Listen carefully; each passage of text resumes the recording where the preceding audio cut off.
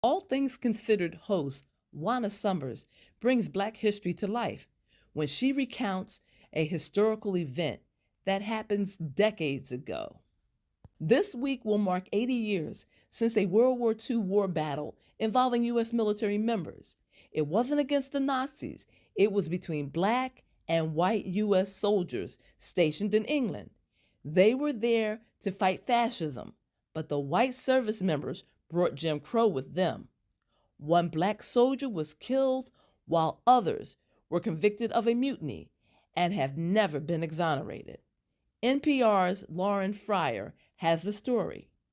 One day back in the early 80s, Clinton Smith, a Black maintenance worker in northern England, spotted holes in the wooden facade of a bank near his work. He flippantly said to his colleagues, "You've got big termites." They looked at him in complete dismay and said, "No, they're not termites, lad.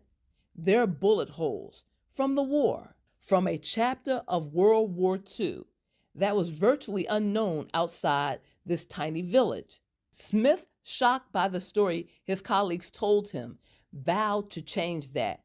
But first, he had to go down a rabbit hole of troubling U.S. history. Gregory Cook is a Black historian and educator who made a film called Chocolate Soldiers about Black soldiers who came from the American South, where there were lynchings, and then deployed to England, where there were none. White Brits treated Black Americans, as allies, as equals, and as human beings. That was the case, at least in a little village called Bamber Bridge. There's only about 5,000 to 6,000 people living here. Nothing happens in a small town like Lancashire. But something big happened on the night of June 24th, 1943. Danny Lyons is a local welder who records oral history of his neighbors who remembered it. Here's some of his tape of Eunice Byers, who is now 106 years old. She still talks about how she witnessed a gun battle outside her window that night. It all began at a 17th century thatched roof pub called Ye Old Hob Inn.